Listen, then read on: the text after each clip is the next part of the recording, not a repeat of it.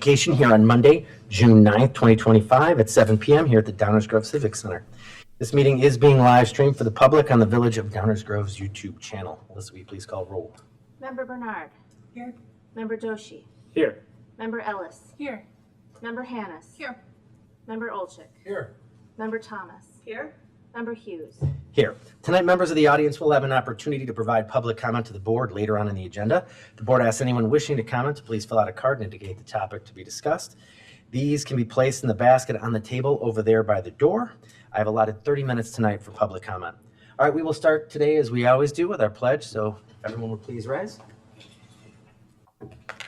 I pledge allegiance to the flag of the United States of America and to the republic for which it stands, one nation, under God, indivisible, with liberty and justice for all.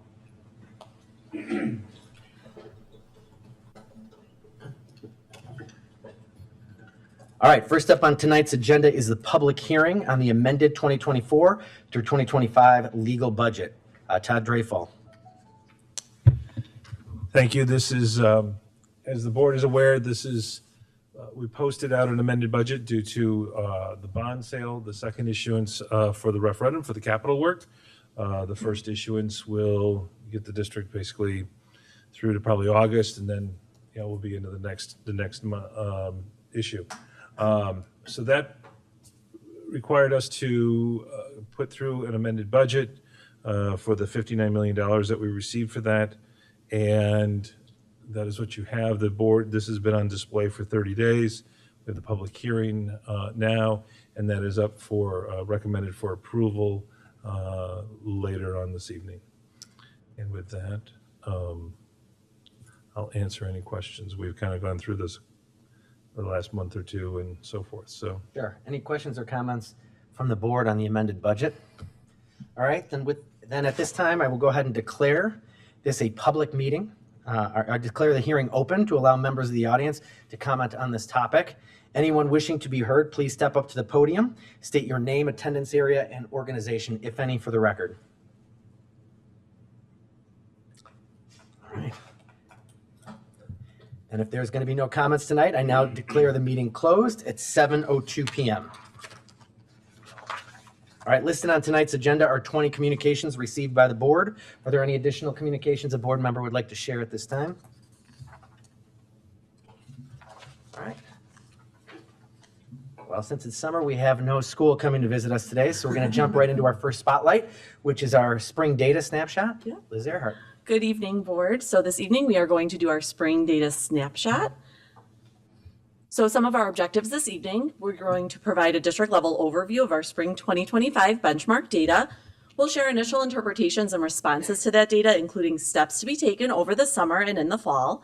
We're going to acknowledge the fact that our final 2024-2025 data review and our KPI review will occur in the fall when we can include final IAR data.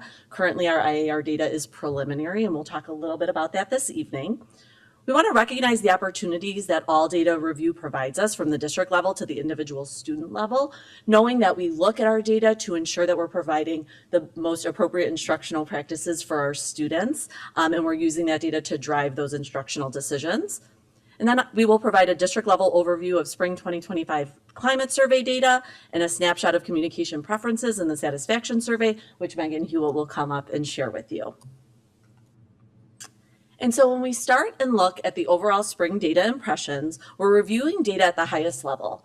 Our district is within the expected growth range, taking into consideration NWEA MAP on our ECRA growth. The 2024-2025 growth projections were based on our final growth reports of the 2023-2024 school year. The next slide will kind of show an overview of that. Those projections included our 2024 IAR scores, where our growth continues to rise above expectations. We continue to see expected growth at the majority of our schools in both subjects. We saw lower than expected growth at Herrick in both math and reading when looking solely at NWEA MAP. We also saw an indication of unsatisfactory growth at O'Neill and lower than expected growth at Kingsley in math, again, just based on our NWEA MAP scores. Grade level growth through ECRA when looking at NWEA MAP continues to ebb and flow. So this has been kind of a consistency. And we're really digging into our data to see why this seems to be the trend every spring at some of our grade levels when we do the overall growth reports and our IAR reports, and those are at average range or above average range. And so we continue to have those conversations, especially when we compare them to last year's IAR and this year's preliminary IAR results. And so that is that visual that we share talking about how ECRA creates their growth projections. So we look at last year's performance on our universally administered test. So that is our AIMSweb for kindergarten and first grade, and NWEA MAP for kindergarten through 8th grade, and then IAR for grades 3 through 8. They take all 4 of those scores and create an individual student composite achievement score or propensity score. When we were talking to ECRA about this, because again, we're trying to get as much information as we can about why we tend to see lower than expected growth at some of our grade levels on MAP, we found out that IAR is actually weighted a little more heavily within our propensity model. And so IAR is kind of giving a higher trajectory of what's expected. And when it's not included in the growth model and it's only MAP, it's showing lower than expected growth. I'll show a visual of that later on in the presentation. They project future scores, both fall, winter, and spring. We compare those to the actual scores, which gives us our fall data snapshot, our winter data snapshot, and the spring data snapshot. And then we see our overall growth, which is what is shared in the fall. This is a slide that shows us what assessments we are looking at for our spring data snapshot. And that's the visual of all of our schools that I shared as an overall subject area. Also for mathematics, something that has been consistent is that at our middle schools on MAP, we are seeing lower than or unsatisfactory growth, specifically on NWEA MAP. Again, in reading on NWEA MAP, this is specifically with Herrick, is inconsistent considering our preliminary IAR scores. And then that's where we look at our growth scores at the grade level. And this is where we have consistently seen that ebb and flow. So we see higher than expected growth at kindergarten. We see that typical and expected growth at our primary grades. Once we get into our intermediate grades, we start to see some inconsistencies there. This year, 6th grade was in that expected range, and then our middle school is an area that we continue to work on. This is where we are doing our math pilot, starting in the fall. So we are looking at additional or new curriculum resources for our 6th through 8th graders. And then again, that inconsistency when we see our NWEA MAP scores in comparison to our higher than expected IAR growth. So what ECRA did for us was they actually sent us a different report when they shared with us that IAR is weighted more heavily within our spring growth reports.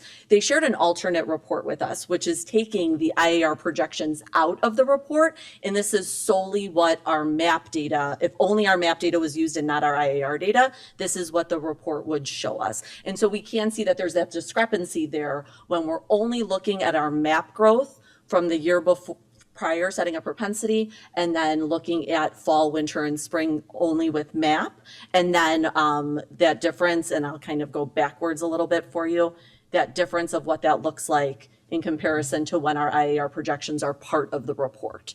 And so by them sharing that information, it does show us that while we still have some areas for improvement within NWEA MAP, if we take out that higher than expected growth on IAR, our MAP scores really are kind of in line with what's expected within the growth model. So that's our mathematics. And then that is our reading. And so again, you can kind of see where our IAR has shifted our MAP only reports, but then we see that expected and higher than expected growth when we share the IAR reports and the overall growth reports in the fall. And so again, something that we're just looking at and trying to analyze the data. We've actually been having some data meetings.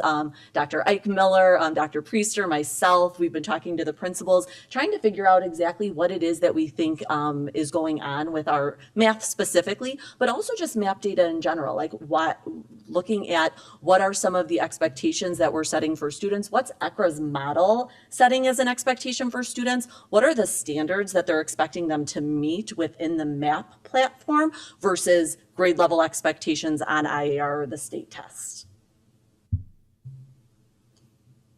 And so there are some updates coming from both NWEA MAP and IAR. MAP norms will be updated for the 25-26 school year. I shared that at my last update in April. This is done every 3 to 5 years. Contributing factors specifically beyond just the typical norming is that NWEA MAP is looking at the effects of the COVID-19 pandemic. We've talked about that often and what that did to student growth and achievement over the course of the last 5 years.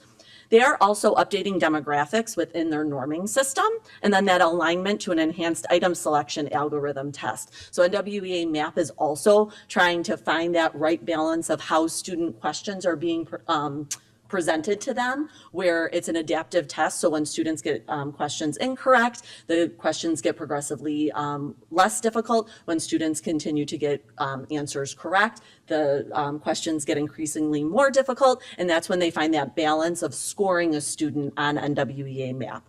And so that selection algorithm is actually being adjusted as well this year. Updates are linked in the presentation in board docs if you want to get into the NWEA reasoning behind all of the changes to their assessment and the norming practices that they have. In addition, the IAR, the Illinois Assessment of Readiness, will update their proficiency targets for the spring 2025 assessment data. So while we have preliminary student scale scores and we looked at those in comparison to our current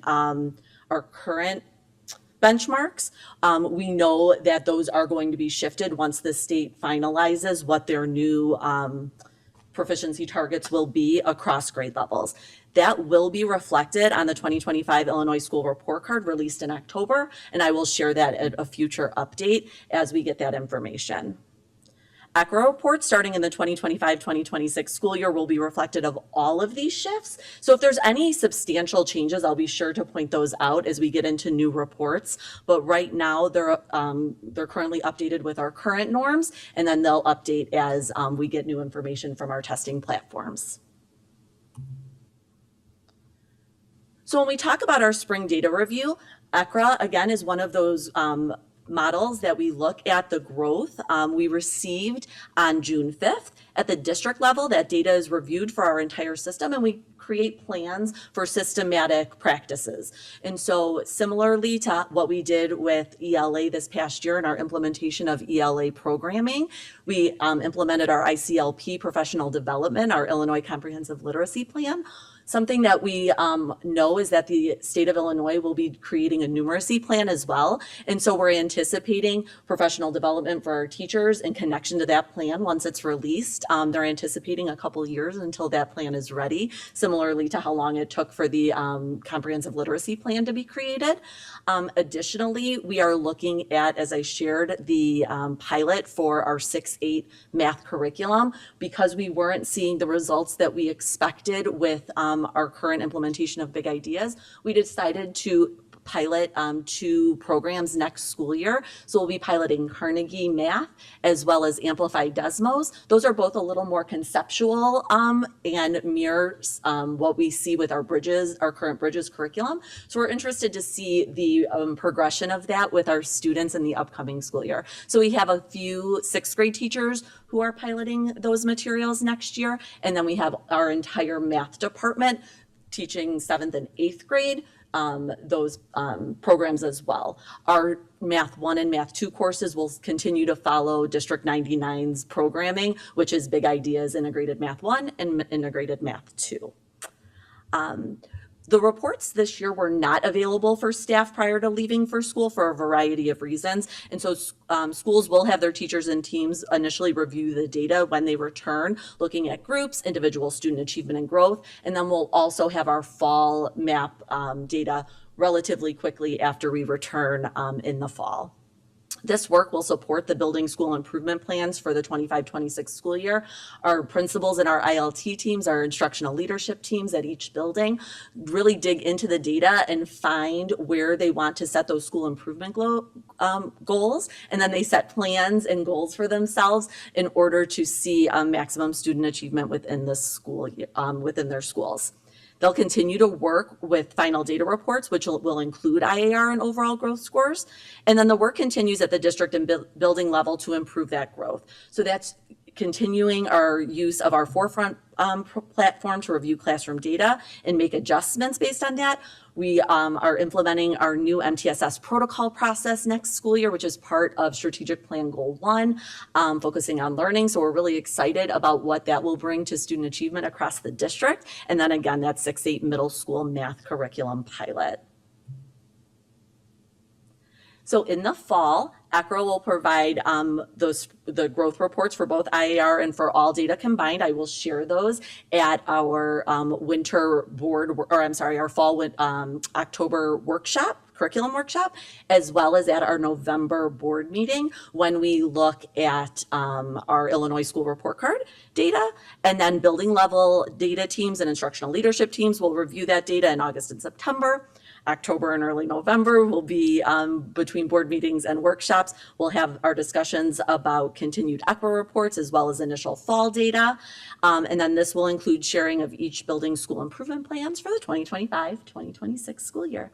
Additionally, we will look at our key performance indicators in relation to our growth models as well as our student achievement and our ranking in terms of percentile as compared to other districts across the state for our achievement KPI, and that will be shared in October.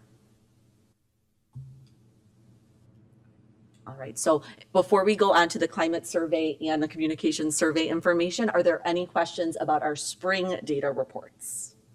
You probably are expecting this kind of a question because we have middle school 6 to 8 there, but our 4th and 5th grade cohorts are moving our next year, preparing for a middle school transition. Yes. And they're in those yellow and red ranges. So are they going to be looked at very closely? How do we prepare them for the middle school? You know, given that Herrick and O'Neill have been underperforming, so moving them from underperforming to potentially underperforming, how is that going to be addressed? So that's an area of real interest for me. Yeah, absolutely. And I'm sure once you dig in a little more and come up with the plans, they'll consider that, but I'd love to. Yeah, hear a little bit. absolutely. And so one of the things that we look at the presentation has the PDFs kind of the just the information. Within the platform, we can really dig into who each student is and where they fall within the growth model. And so what we're doing is we're kind of cohorting those students, right? So we have our high achievement, high growth students, and we're looking at what's working well for them. We have our high achieving but low growth students. What are we ensuring we're doing so that those students do not see a slip in their achievement levels? And then when we're looking at some of those other cohorts, if we're seeing average achievement but low growth, what are the things we can do within the classroom? Because those students wouldn't necessarily be flagged for intervention. What are the things that we can do within our small group instruction, utilizing the resources that we have? So for math, we're looking at what are some of our small group instructional strategies that we can use? What platforms do we have available that students can practice at their level? How are we ensuring that the teachers are giving them the students the opportunity to really practice versus kind of doing the back and forth of teacher model, I repeat? How do we get them to practice on their own? And then looking also at what interventions are we providing to our low achievement, low growth, so that we can ensure that we're seeing a progression of their data as well. And so all those conversations are kind of happening at the individual student level at the schools.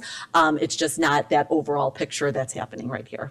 Yeah, and that brings me to my second question. This is just not having knowledge of how MAP necessarily does content year to year, but when you have high achieving, low growth, typically their math is the year grade above. So they're taking the fifth grade level, if they're a sixth grade student, as an example, right? And their math instruction, I know we don't teach to the test, but does it cross over, right? Are they a year removed from that content? So that's so interesting. So the state test is actually teaching them or testing them at the grade level of content that is They're that is their grade level. And so for IAR, we actually see that they do very well on that assessment, even though they're learning a grade level ahead of content. Where MAP is tricky is that you can get concepts that are well into algebra 1 on the MAP test, depending on where your RIT is falling. And so at some point, a student isn't necessarily being exposed to those problems in their math instruction. And so that's how we want to see what are some of the avenues we can take within our Dreambox platform and IXL to ensure that students are kind of getting some exposure to those questions, but also recognizing that when we're teaching students in the classroom, we want to make sure we're hitting the standards of the instruction that they're receiving, but going deeper so that the conceptual knowledge and their mathematical practices are really being built versus necessarily pushing them so hard on those higher level skills, before like they're possibly ready for that within their instructional model. And so we just really have to be careful that we're balancing where each student is individually as a learner, but also recognizing that we want to deepen their understanding of the concepts that they're being taught in their classroom. Thank you. Yeah, absolutely. Not as much of a question, but Yeah. more of happy to hear you say that you are going to explore more of the connection and misalignment between IAR and MAP and trying to figure out whether it is the algorithm and the format of the test is very different. Is it the pacing of the curriculum that MAP is emphasizing something more than the IAR one, even from normed nationally versus the state?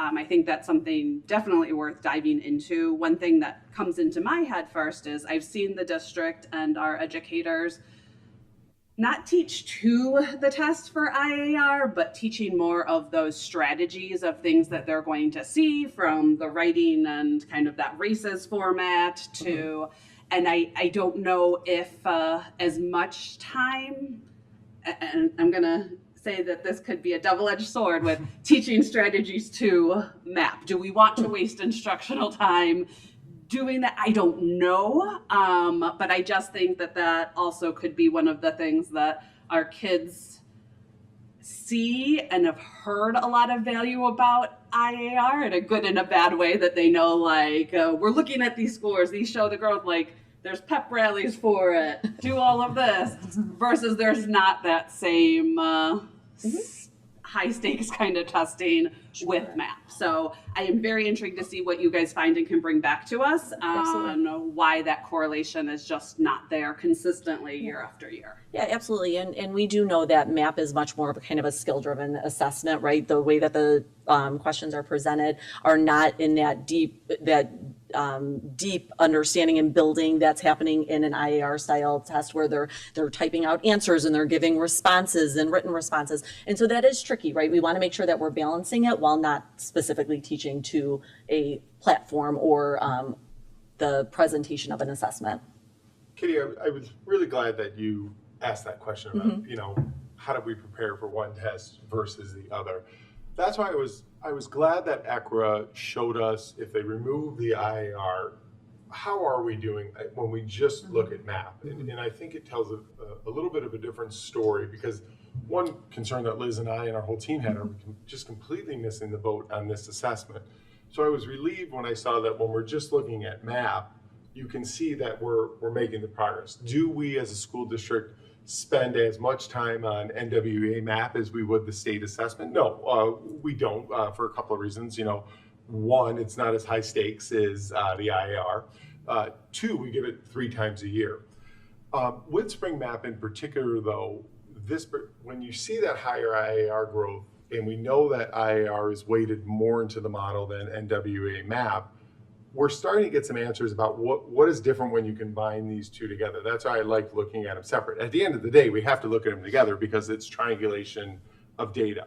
Again, the other thing that we keep examining, and I think this is a real thing, is testing fatigue. I'm not making excuses if one grade level does better than the other, but when you look at the experience, especially those grade levels, 5th and 8th grade, that take the Illinois Science Assessment, they're taking the science assessment, they're taking all the IAR, they go on spring break, they come back, and then they take the MAP again. And I think that is a conversation we should continue to have about how many standardized assessments are kids taking, because there is a danger to over-testing. I'm not suggesting if we don't get the results we like one time that we just stop taking that test, but we are seeing a pattern develop when we look at this model where everything is thrown together in the spring. Our spring scores often don't reflect what we had in the winter or what we had in the fall. And so I think that conversation needs to continue to happen. I know we ran into something previously, and I'm not suggesting that we do this here, in my last school district, where we saw very similar things. And so what we did in that district, and again, this isn't for me to say up here at the dais, this is how we should move forward. We need to continue to work with our teams. But we stopped giving the spring MAP test, and we only did the fall and the winter, and then we only did the IAR in the spring, just because we were worried that we were going to be missing instruction during those times, and are we over testing that too much? And so that's another critical lens that we're taking to this, just with the number of assessments that we're giving kids. By the time they get around to April in a condensed school year already, does that play into it as well? And when we see this on the spring results, but we're not seeing it in the winter, and we're not seeing it in the fall, and we're certainly not seeing it in the IAR, that is something for us to consider and to continue having dialogue about. Yeah, absolutely. Well, and the state will dictate some of that as well as they start to update their testing models and looking at proficiency scores, and whether or not they're going to make adjustments to the IAR as well at the state level. Well, just perspective, right? I guess, Yeah. just observation, right? Like, I think that commentary around, like, why do we test coming back from holiday or vacation or whatever? And then, as I kind of digest this information today, like, we're not even going to sit down with our teams until the fall to review the results. Right. So then why did we put our kids through that experience if we're not even going to proactively look at that data at that level of detail? And I will say that this year was an anomaly in terms of getting the reports back because we ended school so close to the end of the testing window that getting the reports back just took some time. Typically, we have had opportunity, at least by the end of the year, to really utilize that data. It doesn't mean that our teachers or our principals weren't looking at MAP as they were developing class lists or making determination about intervention, or as we were looking for, ability groupings within classrooms. Like, we wanted to make sure that we had availability of the data, but the ECRA reports were not necessarily available at that time just because of that condensed timeline after spring benchmarking. So was it expected to come on June 5th from ECHR, or is this? It was a little delayed further than we expected, but we thought we would have it by Teacher Institute. Unfortunately, they were not available.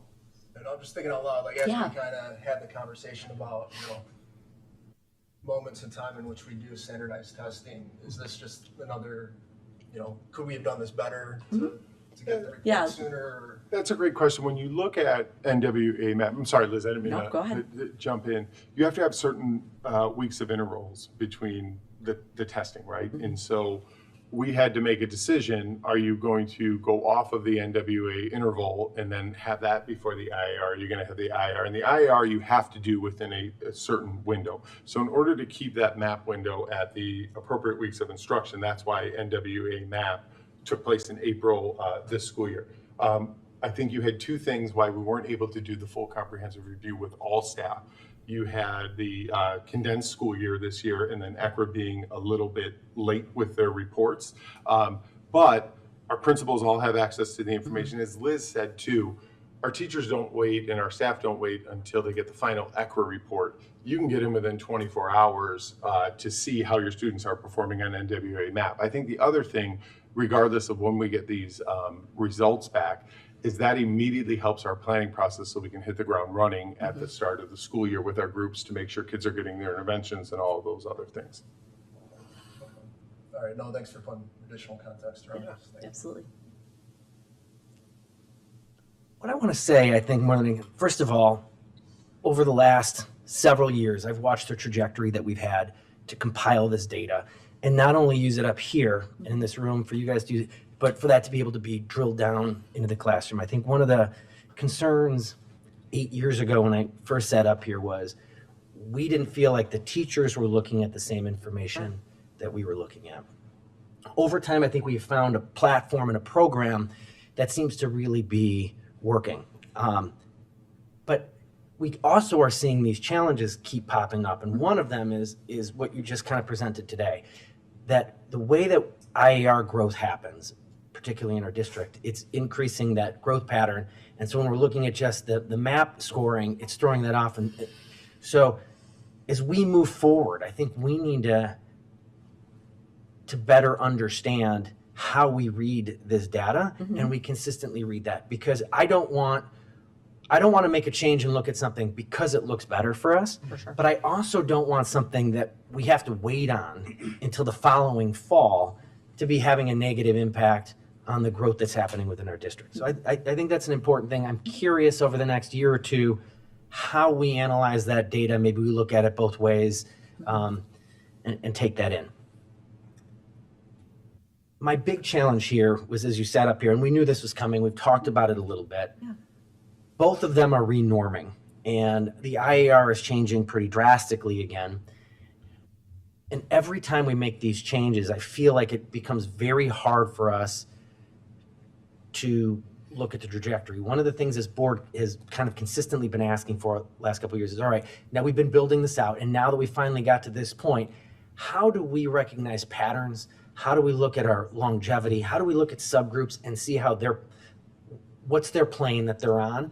And so I'm really curious as this stuff changes, as they change the rules, as we go from a 5-point scale to a 4-point scale with the state that's what's doing, right? 5 to 4.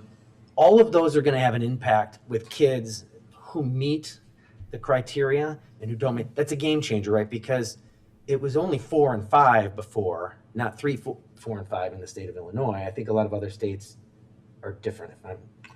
Yeah, a lot of states have a 4-point scale versus the 5. They don't have that approaching level. So when we see a number jump or a number drop, we need to understand how to read that. Yeah, So whatever the timeline is, making sure, I think the drill down pieces that the teachers have and the principals have probably are going to feel okay for them because they're looking at it more on a micro scale. But for us looking at it on a macro scale, how do we compare that and understand our trajectory so that we can analyze the stuff to make sure that we're actually making decisions to put the right tools in the hands of everybody in the district? Absolutely. To make learning the best possible environment that we can create. I get nervous when we change so many things all at once. I'm glad our model, our ACRA model, is changing. But when we're talking about, when we look at it without IAR, look at what happens. Absolutely. But then both of them are going to change their model and how they're measuring.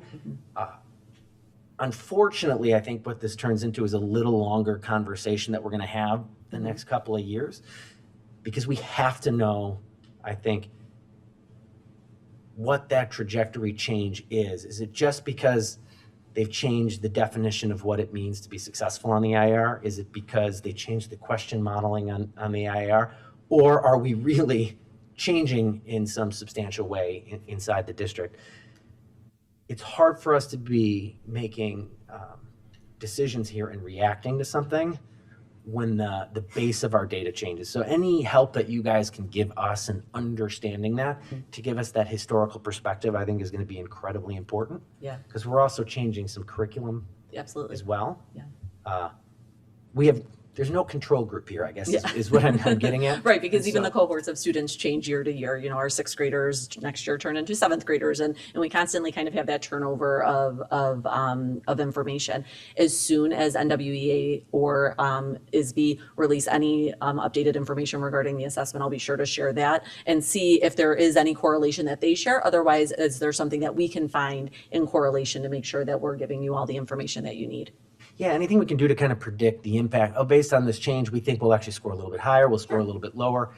That gives us an expectation of what that means in comparative to what we were looking at. And we might not be able to answer that, but I think going forward at the macro level, we just started really getting into trends. And we just started talking about those over the last couple of meetings.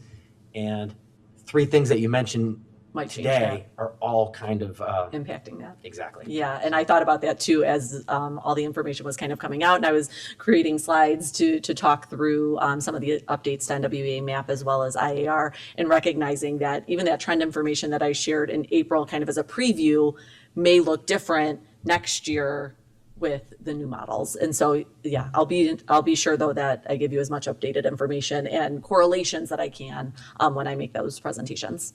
When was the last time the MAP 2020, 2020?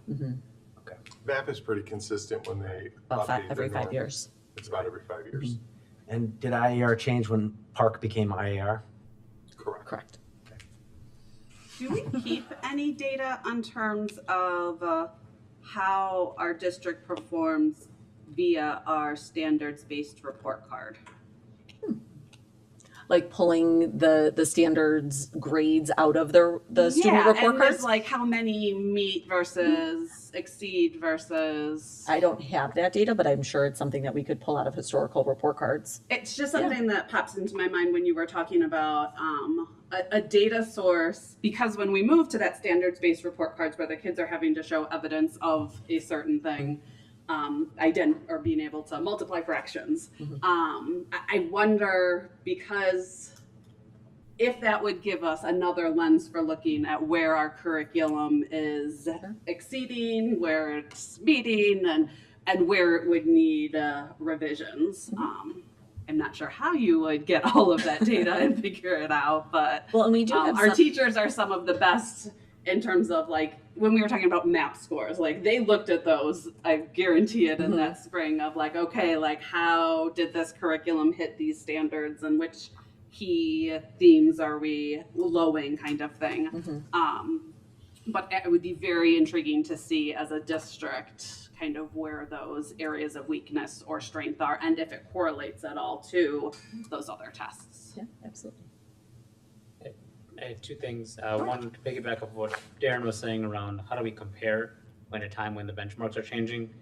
I think the benefit with MAP is that it's just nationally normed, and so it'll compare for us regardless of what their norms. They could change them every year for all we care, because it'll continue to be a peer group, and students will be compared to peers like them.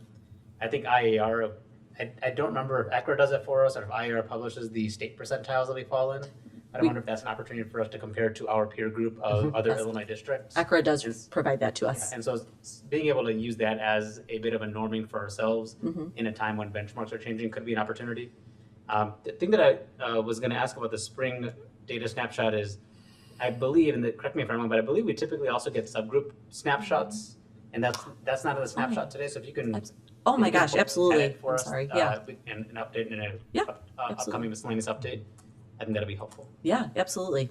I apologize. I think because I was adding those additional slides that those weren't in there. So I apologize for that. Any other questions or comments? Thank you. All right, thank you. Thanks.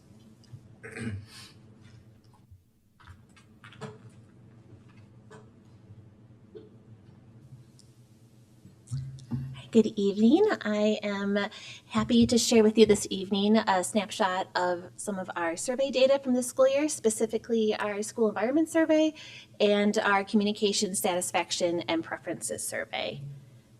So first, to look at our school environment survey. It was open during that period in late winter, very similar to the typical survey period. It coincides with 5 Essentials, which is the state's survey, and that survey data is not publicly available yet. We offer the survey in English and Spanish, and we did receive responses in both languages, and this year's response rate was fairly similar to past years. As before, there are 2 introduction questions, 19 multiple choice questions, and then 2 open-ended questions at the end. I believe we already posted the survey results for this survey. The communication survey results will get posted tomorrow. So first, a quick look at our quantitative results. We have received really remarkable consistency year over year. Specifically this school year compared to last school year, 9 of the 19 quantitative questions had the exact same satisfaction rate as before. In addition, you see we had a few questions increase. Just 3 questions showed a decrease, and that was just 1%, so not really statistically remarkable. And then the question with the biggest increase was 3%, and that was regarding how well our teachers are communicating about their child's progress. So I'll look at some of the few examples of those quantitative questions. The first one, my child is getting a quality education at this school. We have seen a lot of consistency year after year. We saw a slight dip around COVID, but it's been steadily increasing since then. And the reason this one is important is if you look at national trends regarding how families and just individuals nationwide view the quality of public education or just education, it's at 43% right now. Our families, 90% of them say that they are satisfied. So there is, that is a pretty strong number if you consider how it compares nationally. Another example, my child is cared for by the adults of this school. This question has seen remarkable consistency over the last 10 years. And this question regarding social emotional skills, when you look at who the percentage of parents who answered always or usually, we actually saw a 1% decrease. But if you just take out the percentage of parents who said always, it actually increased by 7 percentage points in 3 years, which shows that overall parents are more and more confident with how our students' schools are teaching them social emotional skills. Parent feedback is a very important area that we're always trying to ensure that we're offering as many opportunities for our families to make their voices heard. And I included this one in because it has been fairly consistent in recent years, but compared to 10 years ago, we're 7 percentage points improved. And the last quantitative example is that one that showed that 3% increase. My child's teacher communicates with me about my child's progress. Not only did it increase 3 percentage points this year, but this at 88%, that is the highest highest result that this question has ever had on the survey. And again, if you just take out the parents who said always, that increased from 54% just 2 years ago in 2023 to 61% this year. So moving on to the end of the survey, we ask parents to name one thing that they feel the district does well and one area where we could improve. Here are the biggest themes that came up. Communication was the most frequently cited source of strength, and as usual, it's all aspects of communication, from teacher communication, principal communication, district-wide communication. Newsletters and consistency were 2 keywords that came up frequently when talking about our communications. Caring and supportive environments, really this kind of ties in with staff, which comes in later. 19% of the survey comments mentioned staff in some manner. But really, many of these caring and supportive environment comments are only really possible because of how caring our staff are. So just a lot of really, really positive remarks about the staff who work at District 58. Also, 21% of the comments talked about our curriculum, how it was strong. There were many comments about special education, social emotional learning, inclusion, differentiation, extracurriculars, which is great since by joining the new SDEAA conference, we were able to offer new extracurriculars this year, and that certainly came up in the survey. Oh, and finally, engagement. That came up, 19% had some connection to parent engagement, student engagement, or community engagement. On the other side, one thing where we can improve upon, the most frequent theme was curriculum. Keywords really were all over the place because there's so many areas of curriculum out there, but a lot of the comments were regarding rigor, really a lot of differentiation, parents wanting, especially parents who might not have kids on the lower end, maybe in the middle or above, just wanting maybe more supports for their child. I did see a few comments also about high school preparedness. I don't know if I've seen too many of those in the past. Maybe it's an anomaly, but I thought that was interesting as well. Communication is also number 2 most frequently cited area of improvement. Many of the comments were about the desire for more streamlined communication, make it easier for families to access information quickly. Technology integration also came up quite a bit, and this really, again, many different topics here, ranging from screen time to the desire for parent education on technology, to cell phone policies and data privacy. Parent and community engagement, we had a lot of good positive comments, but also we still received those comments about the desire to have more opportunities for families to get involved with their schools, especially at a variety of times. So families who might be working during the day would like to have more access during maybe evenings or weekends or non-traditional times. And lastly, behavior. This area actually improved from last year, but 9% of the comments did have something to do with like bullying management, bullying prevention, safety, classroom management. So we shared these survey results with principals in the spring. So they're already using the results to inform their school improvement plans. We also shared them with our district administration, and they are posted online with individual names redacted for privacy. Are there any questions before I move on to the communication survey? All right. So we also conduct an annual communication survey that really seeks to measure our community satisfaction with our existing communications, and we try to understand how that satisfaction has changed over time. And we also look at it to help us understand our community's preferences when it comes to communications. This year, we offered the survey in May, and which is pretty typical, but with the school year ending sooner this year, it really kind of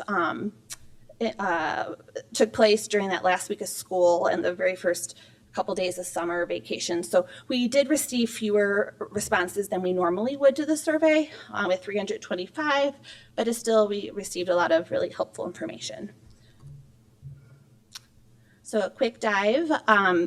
That overarching question we ask at the end is regarding overall satisfaction with our overall communication efforts. And in recent years, this question has been fairly consistent. It has shown a lot of improvement since the survey first began. So we are looking to continue to increase the trajectory, but overall we're in a positive up climb with this one. We also ask 3 questions regarding how well informed our community feels about our communications. Unlike the school environment survey, the survey is open to anybody in our community. So it can be parents and guardians, it can be staff members, but it also can be residents without children currently enrolled. And these 3 questions are fairly consistent, with the majority of our community feeling well informed and feeling like they know that how to find information. We also ask questions about frequency of our communications, and both our district and school communications continue to have very strong satisfaction with frequency. And I want to point out our district communications have actually improved 5 percentage points since 2022, from 85% to 90%. We look at this question year after year and kind of see like, okay, are more people saying too few, more saying too many? And we try to strive for an equal balance and get that overall satisfaction increased. We also ask our community members for we list a variety of topics, and we ask if they want more information on that topic, less, or just enough. The vast majority of survey takers said that they received enough information on each topic. Very few said that they wanted less. We are looking at curriculum, new programs, and student support services. Those are 3 topics that had decent numbers of community members who said they wanted more information. Our website, the biggest things to note here is calendar and contact information continue to be those 2 areas that where people go on our website, and this is consistent with our website analytics too. So as we continue making updates to our website, we always try to make sure our calendar is updated, our contact information is accurate. Some of the open-ended comments also mentioned schools, some of the school websites not always being updated or not being consistent from school to school. We provided some website training to our schools this year, but we'll continue to do that to make sure that our school websites can also be updated, as well as the district website too. Our district newsletter, Communicate 58, comes out every other week. We use this survey to help inform when we send it out. Usually our survey takers want midweek in the morning, so we send it out midweek, and we strive for the morning. It doesn't always happen, but we try to send it out in the morning. We also know from later in the survey, we ask for the types of communications our community prefers, and newsletters are either at the top or very close to the top. So we've made a lot of efforts to improve this newsletter year after year, and our readership is increasing. And in fact, just a few years ago, it was around 50%, and now we're at about 72.5% open rate. And the industry average is 37. So we will continue to use this newsletter as our centralized approach to getting information out about the school district. As some of you may have noticed, we introduced a new format for our board briefs a few months ago, and we did ask our community about this format, if they prefer the new format or the old format. Majority preferred the new format. A decent percentage of individuals were unsure, but if you look at the percentage of people, the survey takers who read our board briefs on a regular basis, it kind of balances out. So we will likely continue forward with the new format. Some of the 2% who said other, some of the comments were regarding they like the new format, but they don't want to lose some of that detail and context that the longer format provided. But we will still publish all the meeting minutes and the video for people who want more information. So just quickly go through the next couple of slides. Our district and school newsletters, as well as district and school emails, continue to be the most frequently accessed sources of information. And when we ask people, our survey takers, how they would prefer to receive information, again, this even more strongly, school principal newsletters followed by our district newsletter, Communicate 58.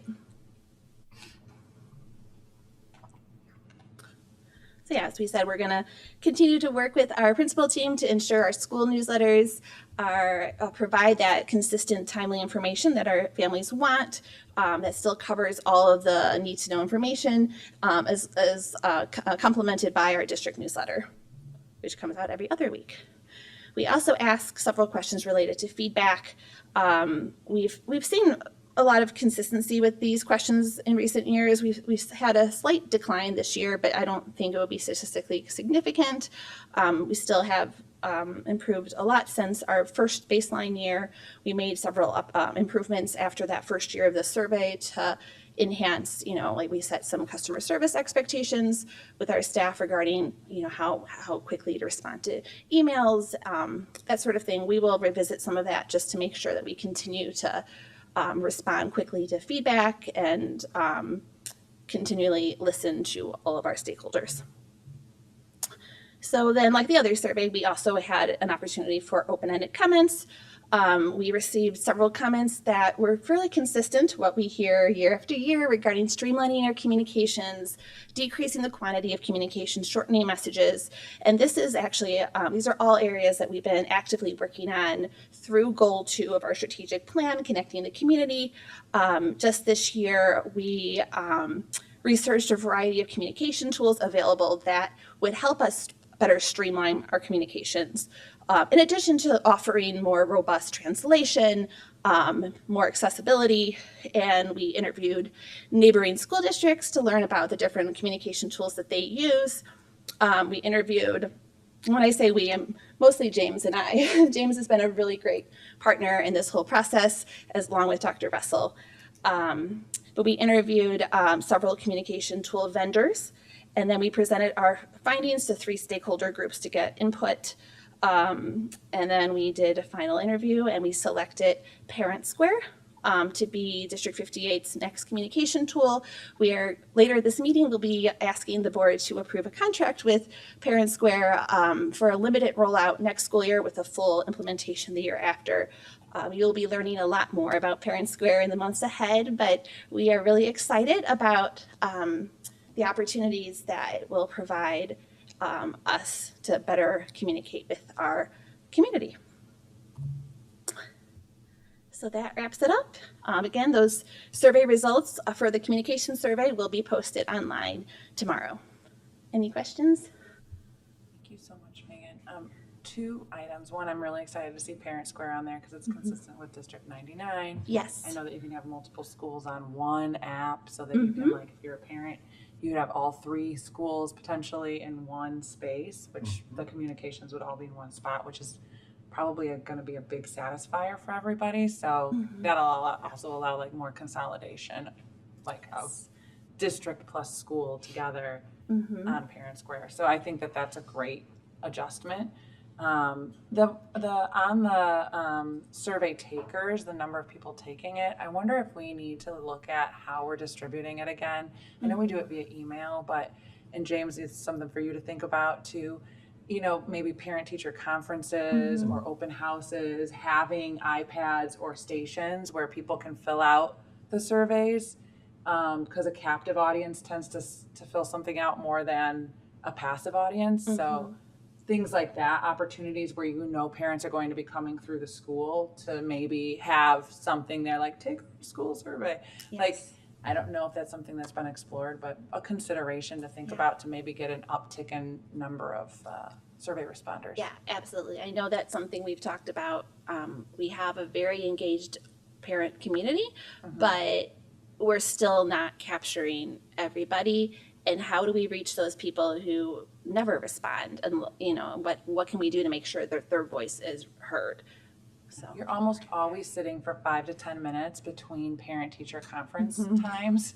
So you're sitting there waiting anyway as a parent, so maybe that's an opportunity. I don't know if it aligns time-wise, but just a consideration. Opportunities in the school when people are coming through. yeah, The point of participation, right? If you look at the numbers, communication's lower than participation in school environment. But to your point, you want to be consistent, which is a really good sign, right? To the takeaway. Knowing that, has there been thought to the frequency at which we do that, or even embedding some of those into the school environment survey because of the takeaway? Yeah. We could. I do worry that the school environments, each survey is fairly long on its own. We actually added some questions about, I think, our technology, this year to the school environment survey. Since that was separate, I didn't include it in this presentation, but it's something we could certainly explore. It's just then you start seeing some dips in participations. You know, you have the first question, you have pretty much everyone responds to, and then by the end, sometimes survey fatigue? Yes, survey fatigue, exactly. But that's something we can look at. I think District 99, I believe they do a communication survey every other year. So that's something we can consider. I know in 2023, we did not do a communication survey since that was the same time as our strategic plan, and we wanted to avoid that fatigue. So it is something we can look at, or even just shortening up the communication survey too, and then maybe offering it during open house, since that timeline could maybe align a little bit better than parent-teacher conferences. Yeah, lots of different things we can explore. Any other questions or comments? All right, thank you. All right, Thanks, thank you. Megan. All right, we have one more spotlight tonight. We're going to do the staffing update. Mr. Sissel.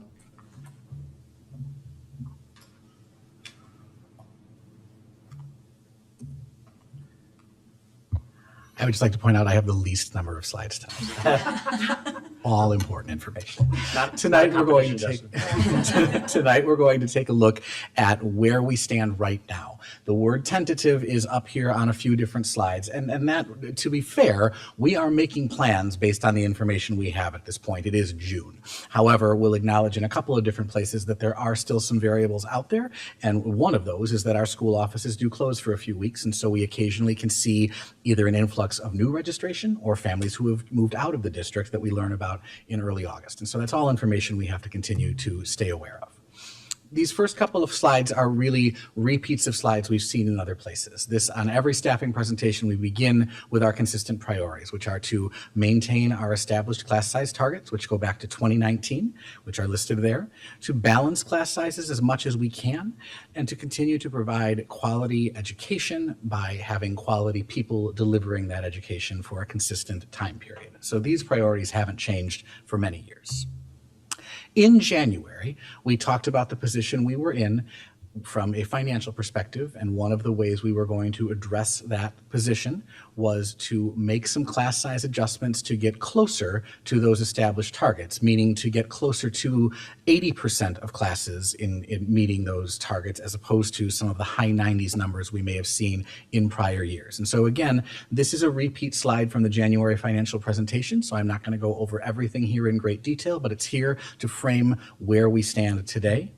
Similarly, we talked in January about reducing 2 specialized programs certified positions, which really aligns with the process that we use every year, which is to look at student needs, student population, and class sizes in those programs. And at that point, we were already able to predict that this would be a reasonable thing to do, with the potential of adding some additional instructional assistant support in those programs as a potential offset. Since then, lots has happened. And one of the things that has happened is that we've been able to drill down further into student needs, and we've also had the actual people shifting in these positions as we've started to make some decisions for next year. And so the reality is we have some unanticipated savings as compared to what we were budgeting in January and February. In January and February, we were very conservative and used actually kind of a low salary and benefits number, thinking that we wanted to make sure we were capturing enough savings by the numbers we ended up with, if that makes sense. The actual people who have left the district in certain cases, in certified staff and administrative staff, compared to their replacements coming in, there is a differential there. And so it was not something we anticipated, but something that we are able to actually look at this point in the process. We also are looking at a reduction, again, not based on budgetary considerations, but based on our typical annual process for looking at student needs, which are primarily IEP driven, in terms of instructional assistant staffing for next year.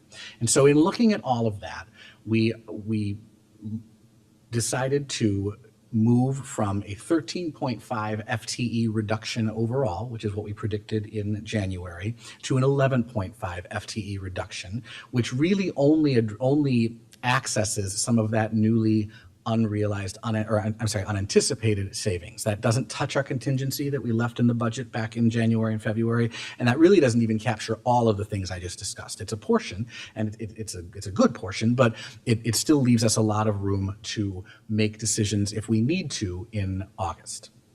We then looked at where would we put that 2 FTE back into the projection, and so we addressed the 2 elementary grades at the buildings where the class sizes, if we combined or reduced sections, would have been furthest from the target, and that'll make a little more sense, I think, in a coming slide. And again, the last bullet just reminds us of this is where we stand now, and this is what we want to move forward with now, but at the same time, we need to be able to make a shift if need be, if unexpected things happen in the next 6-7 weeks.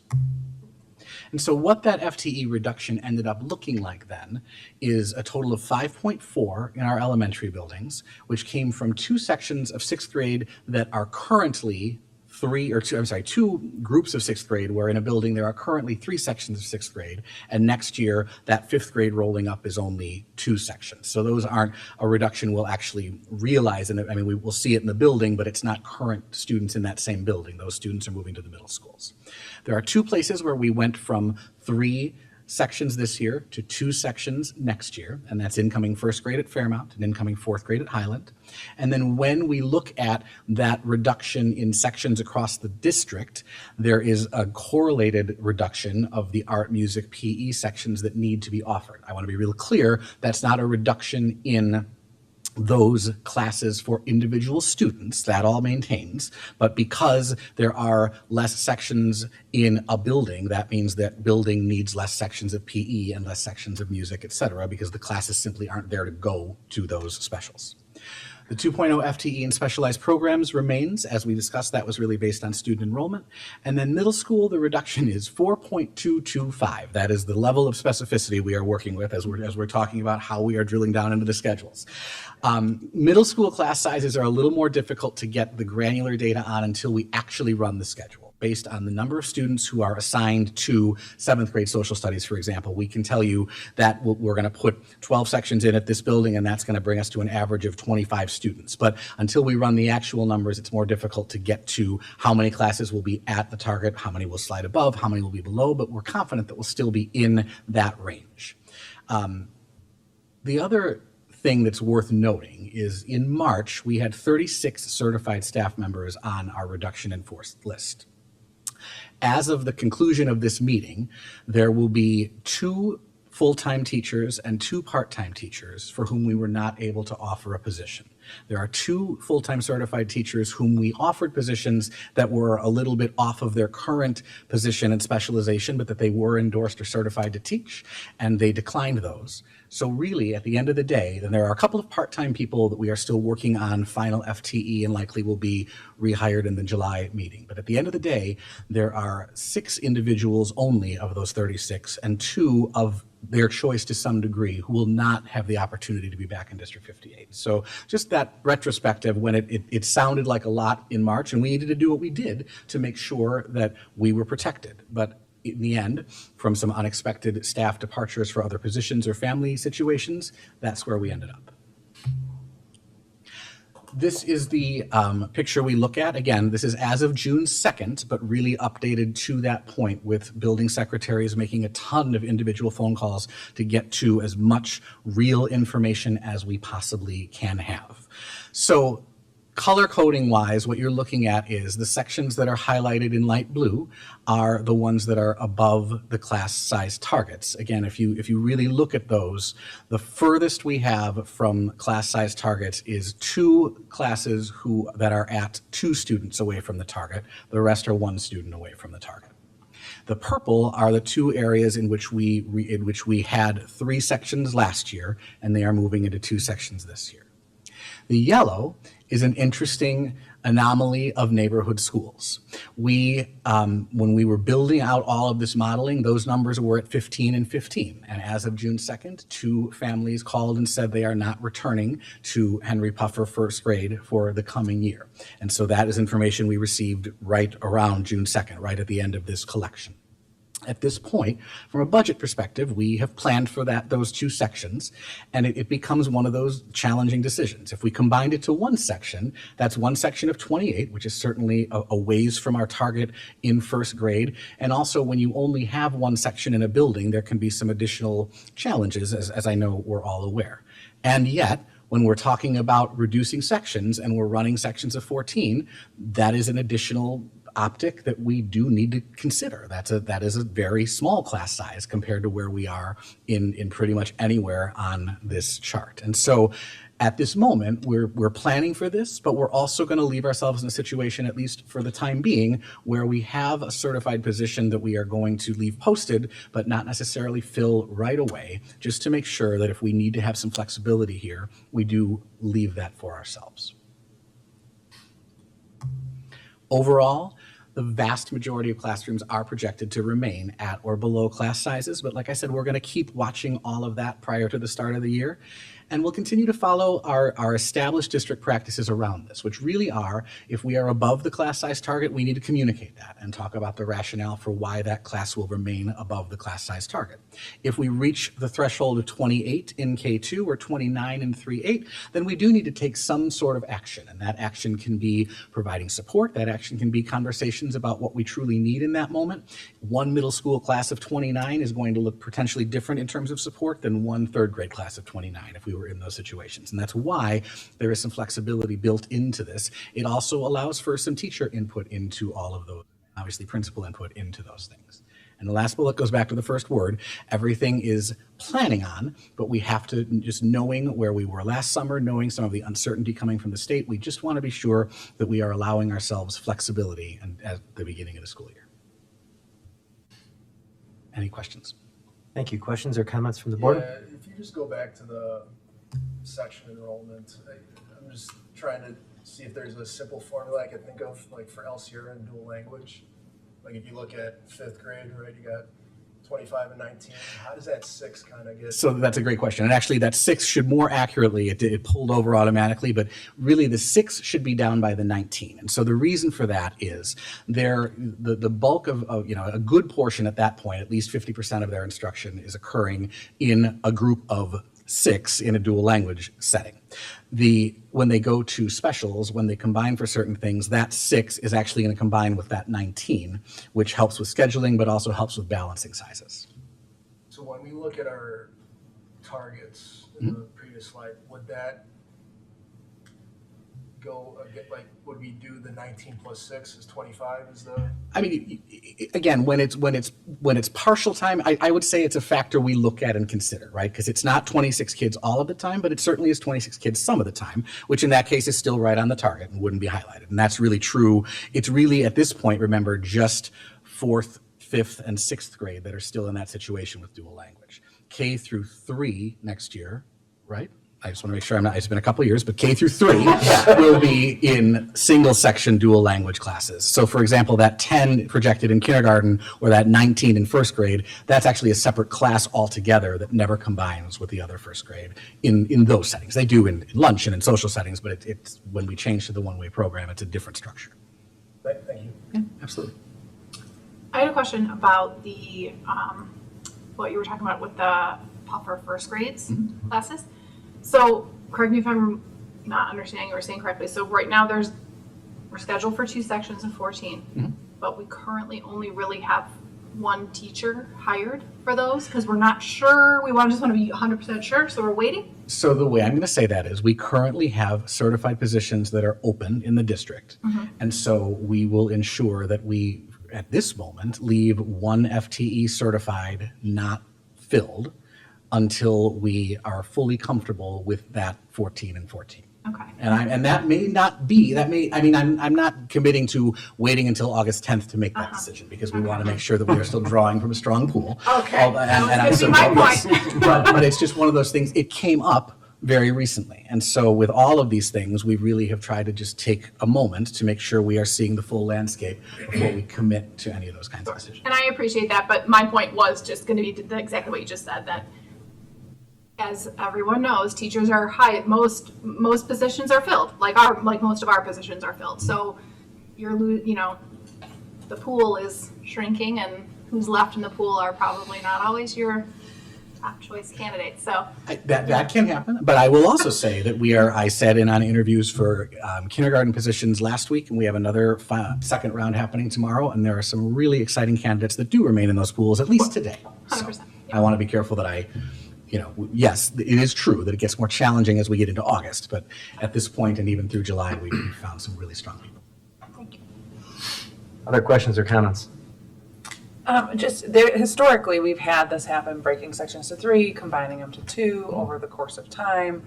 There's been situations where you have a school like PD or Whittier that have, 2 sections almost always, no matter what, right? They'll go up into 26 to 28, and then down into, they're kind of always split in 2. So, to me, this is a very common practice that we've done over the course of time that I've seen happen year over year, depending on certain scenarios, breaking up, bringing them together. So I'm comfortable with this as long as the supports continue to be there, right, for the students that are changing from smaller classroom sizes to larger ones. But we do a pretty good job of that. I've seen it happen historically in our district, and it's always looked pretty good at the end of the day. I mean, you have students that are, sections, when you look through the whole cadre, when you see 26, 26 in later grades, pretty often those were 26 and 26 in first grade also, right? Or very close to that. So, and they weren't broken up much more than that, if I'm remembering correctly. But we see this year over year, and that may help to see kind of the historical flow of our classroom sizes, because if I'm remembering right, this isn't a very uncommon practice for us. Other than COVID. No, I think COVID that's- was special COVID was circumstances, special. and we did COVID all was kinds different, of for sure.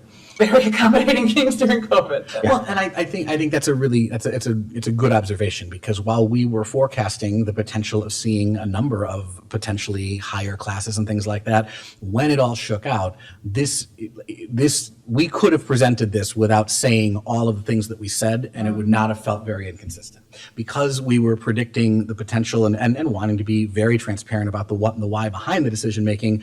There's probably been a little more attention drawn to it, but I agree to the point that if we simply had shown this in September as we typically do, it would be pretty consistent with what we've seen over many years, with a couple of slight variances. And to that, just to piggyback off of that, if you remember back to that January workshop, one of the recommendations we didn't do was to cut any of our interventionist positions, because we need our interventionist people to be responsive to not only supporting all kids in the building if they show a need for it, but then also to support, some of the higher level sections or anything like that. One of the other things that we consistently do every year when we do have higher sections is to go back and look at their data. Are our higher sections performing at a lower level than our lower sections? And it does mirror what the class size research says, and we don't see big discrepancies in our data with students that might be in a section of 25 versus students that might be in a section of 19. Again, what the research will show is the quality of the teacher in front of the students and the self-efficacy of the teacher are much bigger predictors of success than where they are at. And while this has been our typical practice for the last, 6 years or since 2019, it wasn't that long ago in our district where the big fight was over 30, or are we going to combine these classes into 2 different grade levels? So we have come a very, very long way in a short period of time. And again, do I recognize when a kindergarten class is at 25 versus 15, the workload? Absolutely, I do. And so, that is something that we continue to look at with all of our building principals to make sure, while the achievement might all be the same in the end, there is a difference between 25 primary kids and 15, right? And so how are we looking at all available hands on deck in our buildings, additional support? Those are ongoing conversations throughout the summer. And I think the more and more that we communicate that to the families is so important, because you see that number and it can be very alarming, especially when you look at a kindergarten number like that for people who it's their first kid.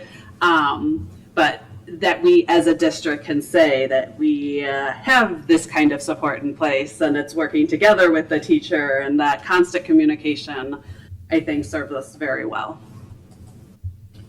Well, thank you. We know this is a very complicated process. It doesn't always seem like it at the end, but getting all this stuff working out is a pretty big process and undertaking. So thank you. We appreciate it. And I think that's it. Okay. We're going to move on to reports to the board. We're going to go ahead and start out with the superintendent's report. I'd like to start off our superintendent's report by thanking our outgoing staff members, especially our retirees and our administrators, Tracy Ratner of Indian Trail, Eleni Gajewski, both Kingsley in the district office, and last but certainly not least, Megan Hewitt, who has been a presence here, not only at our board meetings in our district office for several years. Megan, we want to thank you for all of your hard work, and we will certainly miss you, but we know you won't be a stranger, and you're welcome in District 58 anytime. Thank you for all of your hard work over the years. I have good news. I'm going to skip Justin's personnel section for that. Before I do that, though, I also forgot to thank Todd Dreyfall. Sorry about that, Todd. I'm looking at the clock going, I got to get going here. But I also want to thank Todd Dreyfall. Todd is retiring at the end of this school year. And Todd, thank you for your presence always at the board meeting in the district office, but all the work that you've done for our school district. You will also be greatly missed. And again, please don't be a stranger. Thank you for all of your hard work.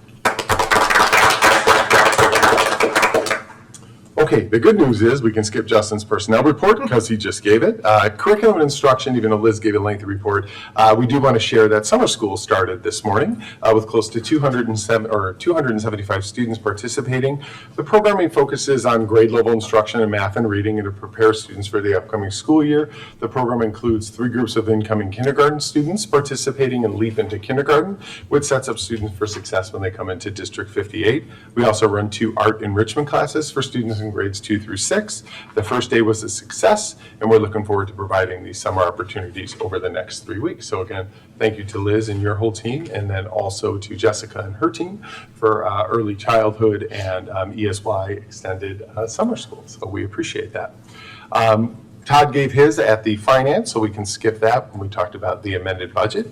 For technology, just putting this on the board's radar, District 58 and District 99 entered into an intergovernmental agreement in the spring of 20. This agreement allowed us to share student performance data between our school districts. This sharing or partnership allows the districts to collaborate on various projects as we analyze student performance to support our instructional program. As an example, we want to always see how our kids are performing in the high school. Is that programming working well? They also want to see data coming in from the different elementary districts to see if they can find patterns and then act on patterns of success and improve outcomes. The IGA expired after a 5-year term. We've been collaborating with the high school district. They still want to do that, so we anticipate having a new IGA so that we can continue that relationship with our partner school district in 99. For special services, one of the things that we want to highlight, 9 years ago, our district embarked on a journey to bring students with characteristics associated with autism spectrum disorder close to home and created a specialized program that would allow them to learn and grow within our own school community. What began as a preschool program evolved into a comprehensive K-8 continuum of services rooted in the belief that all students deserve to be supported, valued, and included right here in our schools.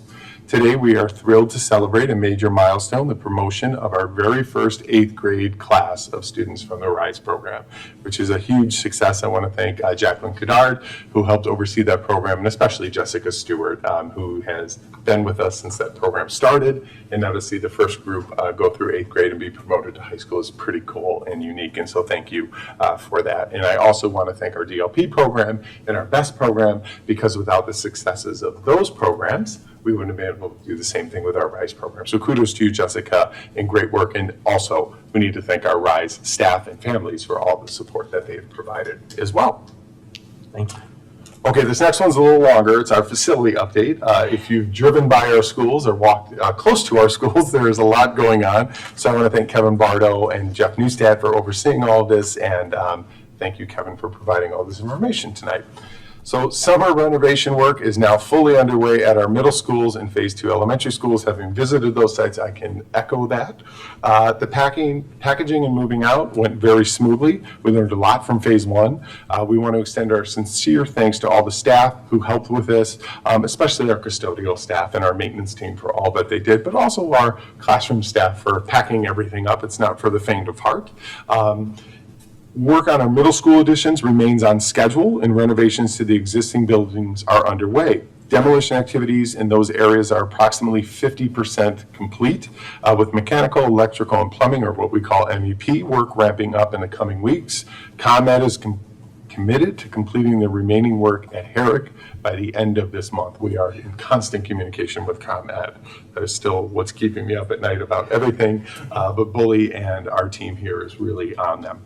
At the Phase 2 elementary sites, construction is progressing steadily. Demolition is approximately 90% complete, and MEP layout and roofing and masonry work have begun. We have encouraging engagement with ComEd, and they have met their deliverables so far. However, key electrical work remains scheduled for late June through early July, and we continue to monitor this closely, especially now that we're in thunderstorm season or tornado season. We can be on track, and then you get a big storm, and then all work stops with ComEd while they restore power. So certainly, we are looking at that. The summer will also bring to completion of various outstanding punch list items and warranty items for Phase 1 elementary schools. Notably, this includes installation of new windows at Puffer and in the gymnasium at Highland Elementary. So there's still work going on at those sites as well. And then lastly, our custodial teams are hard at work, deep summer cleaning in all of our non-construction buildings. It is amazing the work that our custodial staff do, and they take a great deal of pride in their work, and we're very appreciative for all their hard work over the summer. Thankfully, as more and more of the schools get air conditioning, it's a little more comfortable for them when they're in these buildings. There's nothing worse than a 95-degree day where you are doing all that work. Again, thank you to all of our staff for their continued support and flexibility throughout this important work. Thank you to the board and the community for their flexibility. Construction is not for the faint of heart, but we're doing it, and we're getting closer and closer to the completion dates. Public relations. Later in this meeting, the board will be asked to approve a 3-year contract with Parent Square, the district's new communications platform. We intend to do a limited rollout of this tool during the 25-26 school year with a full implementation in the fall of 26. The district is transitioning to Parent Square as part of its strategic plan goal number 2 work. To prepare, Megan Hewitt and James Eichmiller researched several different communication platforms and met with many to learn about their products. They also interviewed surrounding school districts, both parents and staff, to learn directly about their personal experience with various communication platforms. And at the end, Parent Square really won out, in part because we like the platform. Melissa, you alluded to several key things. I can tell you, I am a Parent Square user as a parent, and it's very nice, even though my kids are in multiple schools, to be able to go through and look at them all in one spot. There's also a lot more translation ability that we can use this. And then finally, one of the things, even though we're not a unit district, is we do try and align with the high school district as much as possible, knowing that parents have kids in both school districts, and so 99 also uses this tool. So more to come on that. It's a really thought out strategic rollout, so we don't just overwhelm parents, but certainly over the next few years, we will be implementing more and more of these communication tools. And I hope this demonstrates, to the community that we do take the feedback we get very seriously in all of the surveys, and that we try and act on as much as we possibly can. Okay, that is it for the superintendent's report. Any questions or comments? Thank you. That brings us to the monthly business and treasurer's report. Mr. Grayval. I was going to come up and say no report, and then, but there's too much on the agenda to say that. This is the annual, obviously June, lots of things up for the next year. Insurance piece for our workers' comp, property casualty. We have 11% increase in overall, which we were happy for given the circumstances of the insurance market right now. It gets bid out every year by Assured Partners, our broker, and we are staying with Liberty for the general pieces, and with Encova for workers' comp. Workers' comp went down. Cyber insurance also went down for the second or third year in a row, which was good to see.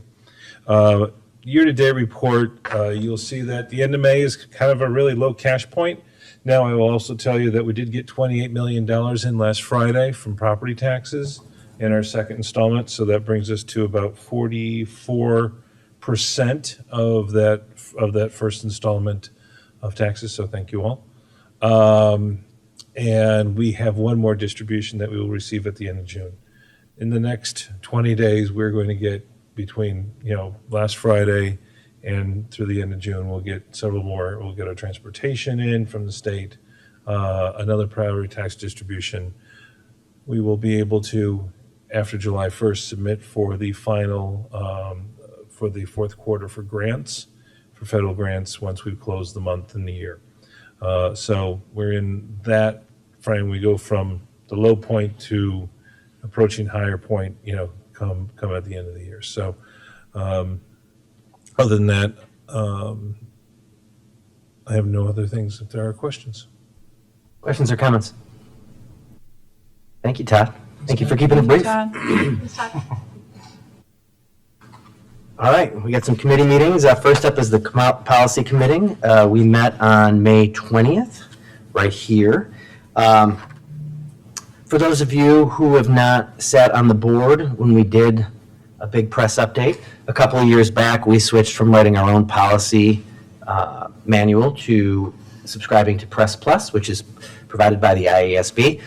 Most of that stuff we take as is. Some of that stuff has to be tweaked. Some of that stuff, we have a handful of homegrown policies as well. You see that in our capital budget policy and our fund balance policy, et cetera. This was a big push, so I'll just kind of briefly, go over a couple of them, just so you know. But as always, a lot of the ones, if you look it over, a lot of the numbers are in there because there's legal reference changes in there. I can start off with 265 is the Title IX grievance procedure. That there was a court cases that went down, so it's reverting back to the 2020 Title IX rules. So there are several other policies that are listed in that reference Title IX, so they had to be updated as well. We have 2260, which is, that was exactly what happened there. We have 415, which has to do with identity protection, so cybersecurity, those kind of things. We have stuff around accounting and audits. There's some changes to staff development programs, including some changes to around stuff that will not necessarily impact our district that much. That has to do with if you have students that are pregnant or are a parent. Also tied to physical and sexual abuse. Some around suspension procedures. So there was just to students, one of the big things is they're eligible for a representative now. There was an update to 6150, which is the home hospital instruction, also updated to include expectant mothers and abuse. We have to there's a new policy, 6235, that we actually have to build. We have to build a plan around AI. So that is something that's going to be starting. Our district will be working together with other districts as well.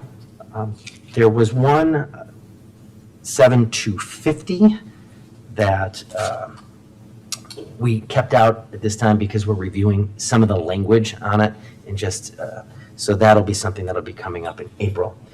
So at this point, we have, I'm happy to take any questions, and Kevin can help as well. And then this will be up for first reading. So right now, I would bring it up for first reading.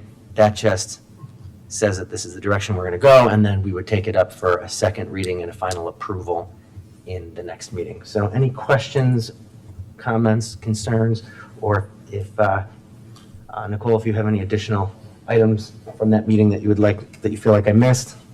It was a good, we had a robust discussion about each section, and I think one thing that ties to perhaps some of the survey feedback was around technology, right, and cell phone policies, et cetera. So I think that's something the group talked about considering in the near future. Yeah. Okay. Then, Kevin, do you think I missed anything? Did you get everything? No, I think Nicole added the conversation in particular around cell phones. One of the reasons we didn't start diving into that policy too much is we were waiting. There was talk in Springfield that a cell phone ban would be passed, and we didn't want to get too far ahead of that. We wanted to wait to see if that law does get passed, and then does our current cell phone policy need to change? That bill did not actually pass, or did not get brought up. So we are, as a policy committee, will continue to review our cell phone policy. We do have a policy where cell phones need to be out of sight, and students should not be accessing those or their smart watches and other devices during the day. Kids are kids, and I think what happens a lot is it works really well in the classrooms, and then when they go to the bathroom or they go to their locker, then we start to see cell phones come out again. And so I have had, several parental concerns about those things, and so we're talking about how effective is our current policy, and do we need to change that so kids can continue to learn distraction free. So more to come on that. That is a conversation we're going to continue to have the next time the policy committee meets and just continue to discuss that. Of course, that will come back to the full board before any final recommendations are made. All right, then is there a motion to approve the first reading of the policy updates in press issue 118 as presented? Second. All right, any discussion around that? All those in favor? Aye. Any opposed? All right, the motion carried for the first reading of the policy updates in the press issue 118 as presented. All right, the legislative committee has not met since the last board meeting, but the financial advisory committee did meet on June the 6th. Member Olczyk? Yeah, so we did meet upstairs on Friday. I believe Todd actually covered most of the informational as well as discussion points. The only thing I'll add to that is we did have a brief discussion around the interim housing center. So there's been discussions in the past about how we measure the costs associated with transportation and how we track address changes and reimbursements, et cetera, et cetera. So we just kind of talked about not only transportation costs, but special education and staffing costs and how we track those and communicate those with the county.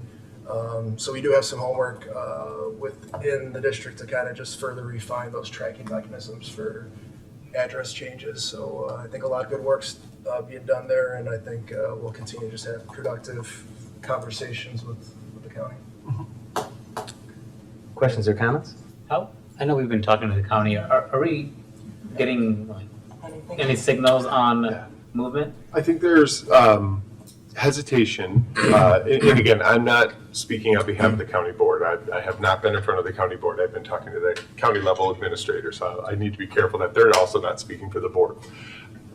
When we originally went to the county years ago, when they were talking about building the interim housing center, we cautioned them that while their model is very successful for a centralized model, and I don't think anybody can argue against that, the interim housing center has done wonderful things, especially for young children who need the most help. It has really helped solidify their program and reach more and more people.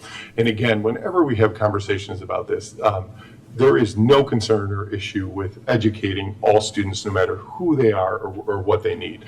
But their centralized model does wreak havoc on our finances. When they had a decentralized model, all of the districts throughout DuPage County share the burden, so to speak. When you put a centralized model in, then all of a sudden the burden goes on to the home districts where that centralized model is, 58 and 99. 99 is going to feel it less than we are because the center obviously caters to families with young children. And so when we went to the county, one of the things that the county was concerned about was, why should we help just 2 school districts in the county when every school district has homeless students? And my argument back to the county was, because you have funded with ESSER funds this center in our community and relieve the burden of a lot of the financial costs associated with transportation and brought them to our district. And so there is a direct impact to District 58. In further conversations with the county, one of the things that they want us to really drill down is for us to delineate in our homeless numbers how many students are tied to the IHC versus how many students are not tied to the IHC. And that's where it gets very cumbersome and tricky, because when a student might be in the IHC in 2022, they may still be considered homeless, but they're no longer living in the IHC, so now they have a new address in our system. And so that's the work that we're doing to really tie down those financial costs, just the IHC. And the county has been receptive more to that conversation about specifically the cost of transporting students to and from the IHC, either to District 58 or their home district, where we then have the cost share. So that's what we're working on right now with the county. They have a different budget cycle to us than us. I believe theirs, Todd, correct me if I'm wrong, is September 30th, correct? December 1st. December 1st, excuse me. So that's the work that we're doing in anticipation for when they build their upcoming budget, that they might include some financial reimbursement for our school district. But they're very hesitant to fund schools because they don't really have a mechanism to do that. And that's not in their charter, so to speak, where that's up to individual school districts. So more to come on that. Okay. The district leadership team has not met since the last meeting. Neither has the Health and Wellness Committee, but SASSET has. So Dr. Russell? Yeah, really this will be short and sweet. A lot of work on the SASSET budget. One of the things that we try and do at SASSET is to get their budget out first so that we can then build our budget in not only our district, but all the member districts. The SASSET budget is coming in underneath CPI in terms of the increase. However, the overall budget, there is some work that we're taking out of the fund balance to repair the roof and some of the HVAC equipment at Southeast School. So the overall increase in SASSET's budget goes over the consumer price index, but really that is taking money from the fund balance in SASSET. So it looks bigger than it actually is in terms of the impact to member districts. Okay. Questions or comments? All right, we have no discussion items tonight, so that brings us to public comment. Darren, we did have a DLT meeting this morning. Oh, okay. Then, I can give a quick update. please. Yep. So the way the DLT works is that we work through each of the goal areas from our strategic plan, and the lead or leads of those goal areas give us updates. There's a lot of repetition from what was presented today, so I won't go over those.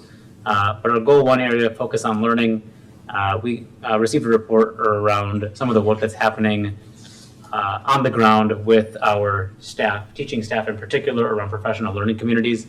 And when we talk about, when we talk about our professional learning Mondays and opportunities for teachers to be able to come together, this is just another good example of what happens during those spaces and other times that we can bring teaching staff together. And so for those that have been in education and have experienced it, professional learning communities are just a best practice in being able to bring teachers together to do work in their practice areas. So it's a helpful update there around some of the work that we're doing on that front. We talked about Parent Square, so I won't speak to that. Goal area 3 is on securing the future, and the update that's been helpful for us is that while it wasn't in the referendum, we have received a commitment from the state to fund our kitchen equipment for our elementary schools, and so that is a good signal in the right direction and helpful for some of the things that we have planned to want to do, and so it was helpful to hear that update from Representative Stava Murray and how she's able to help us meet some of our budget goals. Those are all the updates that I have that I feel like we haven't named just today. Emily, anything that I missed? The only thing I would add, I think, is when in talking about goal 1, there was a good amount of conversation around middle school exploratory options and just the work that they're doing to try to sort of streamline curriculum to include 6th grade as part of that whole transition into middle school exploratory without skipping over anything, being redundant, those types of things. And then also what additional options they're looking at including. So that was just interesting and cool to hear kind of what that conversation is taking place. The headline is better to be a middle school student today than ever before. 100%. I will agree with that. All right, questions or comments? Sorry about skipping you. No worries. All right, the public comment. This is an opportunity for members of the audience to share public comment with the board, but is not intended to be a time for members of the public to enter into a dialogue with the board. Issues raised during public comment may be added to future agendas or addressed by administrative staff as appropriate. I have allotted 30 minutes tonight for public comment. We ask you to keep your comments to 3 minutes to allow everyone an opportunity to speak. Do we have any cards?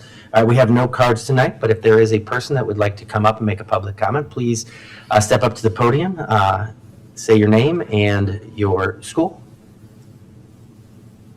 All right. And that brings us to our consent agenda. Are there any items a board member would like to have considered separately? If not, is there a motion to approve the consent agenda consisting of the personnel report, financial statements, which consists of the list of bills and the summary? Yeah, well, I'm sorry, but on our script, we skipped minutes. That's because we didn't have any last month. Okay. So, We just need to do, oh, that's right, because it was our first meeting, so. yeah, So what was the May date? 7th and May 12th. May 7th and May 12th? But 7th was the board reorg one. So we're on item 14 on the We agenda. are gonna regular meeting if you want. Okay. That's right. All right. Is there a motion to approve the minutes from the May 7th, 2025 meeting as included? So moved. Second. Any discussion? All those in favor? Aye. Any opposed? The motion carried to approve the minutes for the May 7th, 2025 meeting. There was also a May 12th, 2025 meeting. Is there a motion to approve those minutes as presented? So moved. Second. Any discussion? All those in favor? Aye. Any opposed? The motion carried to approve the minutes from the May 12th, 2025 meeting. All right, that brings us to the consent agenda. Are there any items someone would like to have considered separately? All right, if not, is there a motion to approve the consent agenda consisting of the personnel report and financial statements, which consists of the list of bills and its summary? So moved. Second. All right, Melissa, will you please call roll? Member Olchik. Aye. Member Thomas. Aye. Member Bernard. Aye. Member Doshi. Aye. Member Ellis. Aye. Member Hannis. Aye. Member Hughes. Aye, the motion carried. The consent agenda has been approved as presented in the packet of materials. And in that consent agenda, as you guys all know, we just hired 3 new administrators. So, Dr. Russell? Yeah, thank you. I want to thank our administrators. We had several presentations tonight. You guys have been troopers, so thank you for not only coming tonight, but sitting through all of our presentations. The administration was very pleased to recommend the appointment of 3 highly qualified administrators to the Board of Education this evening. The district conducted a rigorous interview process for all 3 positions with several rounds of interviews and reference checks. Each candidate brings a wealth of experience and a student-centered approach to their work. I'm thrilled to welcome them to the district, and I'm confident they will be key assets to our team. So first, I'd like to introduce Julie Relihan for the District 58 Community Relations Coordinator position. Ms. Relihan currently serves as the Director of Strategic Operations for Keeneyville School District 20 in Hanover Park, Illinois. In this position, she leads the district's communications and community relations and plays a key role in implementing its safety programs. She also has served as the Director of Operations for Junior Achievement of Chicago for DuPage County, including District 58, and started her career as a commercial litigation attorney. She holds a Juris Doctor degree from Boston University School of Law and a bachelor's degree in government from Cornell University in Ithaca, New York. Welcome, Julie. Welcome.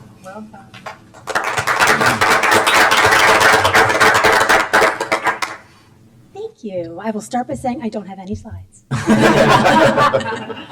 So I first want to start off by thanking very much the board and Dr. Russell and the entire administration for your trust in hiring me and allowing me to serve the district. I'm very excited to join you. I've learned a lot tonight, so thank you for all your presentations. But I'm also very excited to be able to join the team.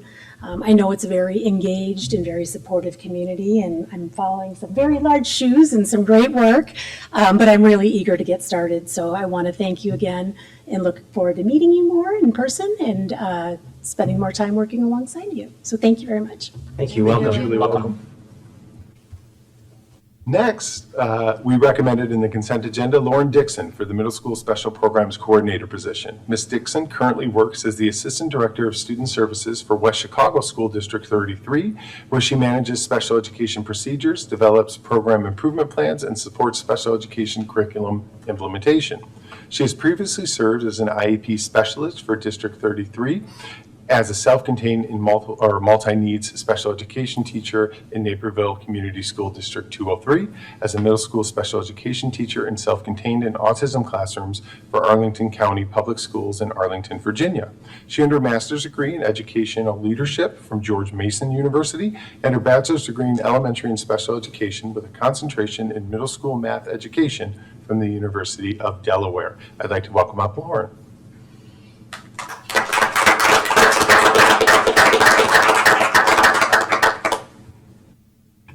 Be even briefer than that. I just want to thank you all for your appointment to this new position. This will be my 15th year working in special education. Special ed is my passion, and I'm thrilled to be welcomed into such a well-reputed team and work with all of you. So thank you. Thank you. You're welcome.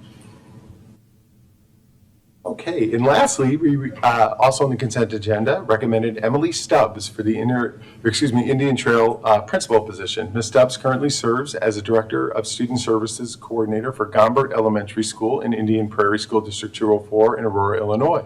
In this role, she helps evaluate staff, plans professional learning, and helps develop curriculum and climate and culture initiatives.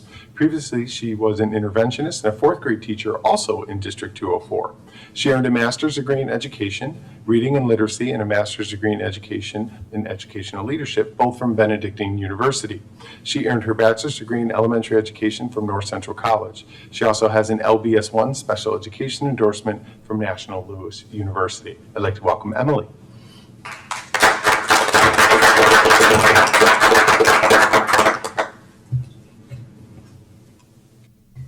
Hi. Recently, I had the opportunity to drive around this wonderful Downers Grove community and by Indian Trail, and I'm very excited to get the keys when the building is ready to be opened. And so I just wanted to thank everyone for their warm welcome, and I'm very excited to be leading the staff in a new capacity and work alongside the community. So thank you. Thank you. Thank you. Again, I'd like to congratulate all three new administrators. I would like to thank Justin Sissel for leading three very rigorous and well thought out processes, and thank all of our staff members and parents who also help participate and select these great now employees of our school district. So again, congratulations, welcome, and we're here to support you in any way that we can. Thank you very much. All right, we have some recommendations for actions. First up is the fiscal year 2025 amended budget. Is there a motion to approve the fiscal year 2025 amended budget as presented? So moved. Second. Any discussion? Please call roll. Member Olchik. Aye. Member Thomas. Aye. Member Bernard. Aye. Member Doshi. Aye. Member Ellis. Aye.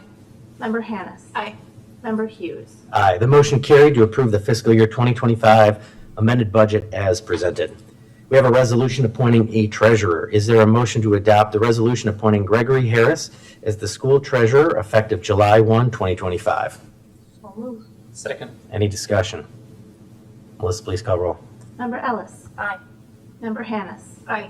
Member Olchik. Aye. Member Thomas. Aye. Member Bernard. Aye. Member Doshi. Aye. Member Hughes. Aye. The motion carried to adopt the resolution appointing Gregory Harris as the school treasurer effective July 1, 2025. We have a resolution for a surety bond. Is there a motion to adopt the resolution approving a surety bond of treasurer as presented? So moved. Second. Any discussion? Melissa, please call roll. Member Ellis. Aye. Member Hannis. Aye. Member Olchik. Aye. Member Thomas. Aye. Member Bernard. Aye. Member Doshi. Aye. Member Hughes. Aye. The motion carried to adopt the resolution approving a surety bond of treasurer as presented. We have to transfer money from the education fund to the debt service fund. Is there a motion to approve the transfer of $230,000 from the education fund to the debt service fund? So moved. Second. Any discussion? Melissa, please call roll. Member Ellis. Aye. Member Hannis. Aye. Member Olchik. Aye. Member Thomas. Aye. Member Bernard. Aye. Member Doshi. Aye. Member Hughes. Aye. The motion carried to approve the transfer of $230,000 from the education fund to the debt service fund. Transfer of operations and maintenance fund to the capital fund. Is there a motion to approve the transfer of $50,000 from the operation and maintenance fund to the capital fund? So moved. Second. Any discussion? Melissa, please call roll. Member Ellis. Aye. Member Hannis. Aye. Member Olchik. Aye. Member Thomas. Aye. Member Bernard. Aye. Member Doshi. Aye. Member Hughes. Aye. The motion carried to approve the transfer of $50,000 from the operation and maintenance fund to the capital fund. We have a workers' compensation and property casual liability insurance. Is there a motion to approve the purchase of the insurance coverages listed in the attached memo for the period of July 1, 2025 through June 30, 2026 for a total cost of $731,648? So moved. Second. Any discussion? Melissa, please call roll. Member Hannis. Aye. Member Olchik. Aye. Member Thomas. Aye. Member Bernard. Aye. Member Doshi. Aye. Member Ellis. Aye. Member Hughes. Aye. The motion carried to approve the purchase of the insurance coverages listed in the attached memo for the period of July 1, 2025 through June 30, 2026 for a total cost of $731,648. We have a Parent Square contract. Is there a motion to approve a 3-year contract with Parent Square for a total cost of $74,962.62? So moved. Second. Any discussion? All right, Melissa, please call roll. Member Ellis. Aye. Member Hannis. Aye. Member Olchik. Aye. Member Thomas. Aye. Member Bernard. Aye. Member Doshi. Aye. Member Hughes. The motion carried to approve a 3-year contract with Parent Square for a total cost of $74,962.62. We have some food contracts. Is there a motion to approve the renewal contract for Quest Food Management Services for the 25-26 school year as presented? So moved. Second. Any discussion? Melissa, please call roll. Member Ellis. Aye. Member Hannis. Aye. Member Olchik. Aye. Member Thomas. Aye. Member Bernard. Aye. Member Doshi. Aye. Member Hughes. Aye, the motion carried to approve the renewal contract with Quest Food Management Services for the 25-26 school year as presented. We have a contract with Open Kitchens. Is there a motion to approve the renewal contract with Open Kitchens for the 25-26 school year as presented? So moved. Second. Any discussion? Melissa, please call roll. Member Ellis. Aye. Member Hannis. Aye. Member Olchik. Aye. Member Thomas. Aye. Member Bernard. Aye. Member Doshi. Aye. Member Hughes. Aye, the motion carried to approve the renewal contract with Open Kitchens for the 25-26 school year as presented. We have a Whittier Playground donation. Is there a motion to approve the donation agreement between Whittier PTA and the Board of Education of District 58? So moved. Second. Any discussion? I just love these, and I think they're fantastic that we keep doing playgrounds, so it's great. Sorry, Katie. Oh, I was just curious, what is the parameters for us to have something be a donation to the district? Like, is there a price? Is there, it's one of the first that I've seen that's like a donation listed on here. So I was just curious on what our parameters are as a I'm district. kicking myself because I can't remember the exact dollar amount right Okay, now. is that But what we triggers have it, a though? specific board policy that if a donation exceeds a certain dollar amount, I want to say 10,000, but I need to go back and verify what the actual, those all then have to be approved by the Board of Education. And so Okay. whenever we hit that threshold, we do bring it back.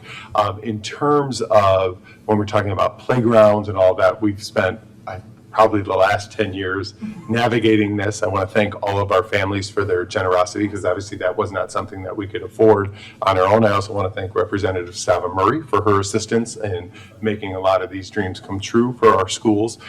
Kevin Vardo will always sit down with any group that is interested in submitting something or making a donation. That gets evaluated and make sure that meets all of our standards and board policy. Then it will come to the Board of Education.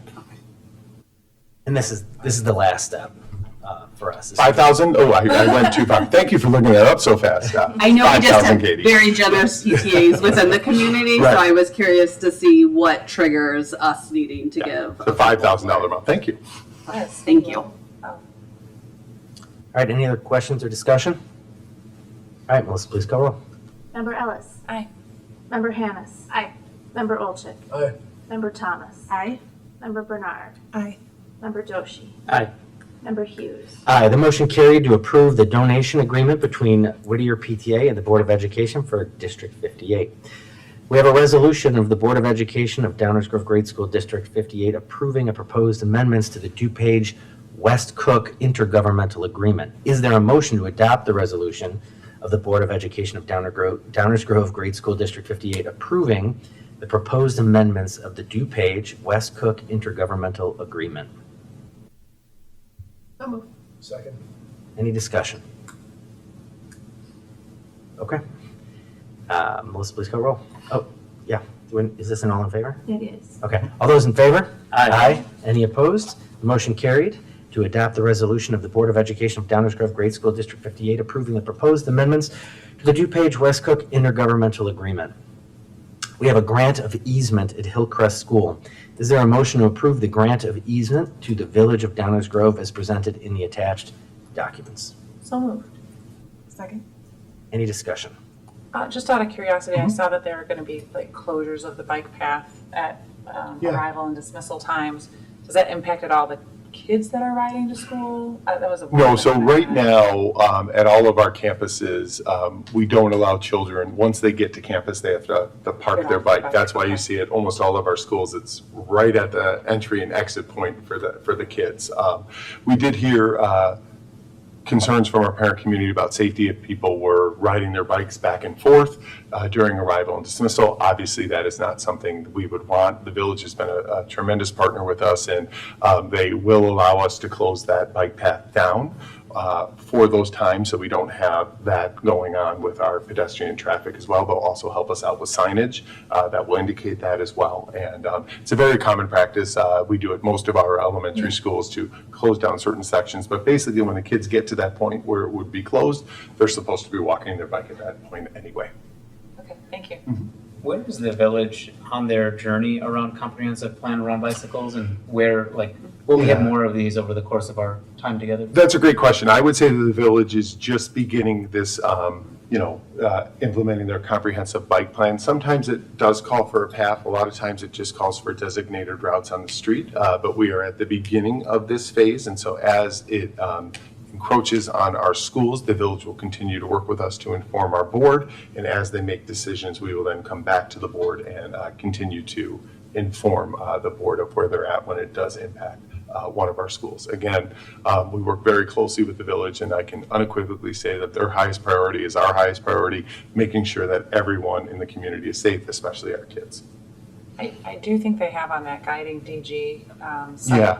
they have kind of their proposed plan, if you want to look at it. It kind of outlines where they'd like to see bike paths, I believe. They have like a stair step. And I think what the village is doing in this case in particular is as they redo streets that would be near the proposed bike path, then they will do both at the same time. And that's precisely why it's hitting Hillcrest right now. Jefferson Avenue in front of the school is scheduled to be replaced this summer. And so as they're replacing Jefferson Avenue, they are also going to replace the sidewalk with a larger sidewalk. I do want to note that this sidewalk, you can call it a path or a sidewalk because it is going to be concrete. They're just doubling the width of that.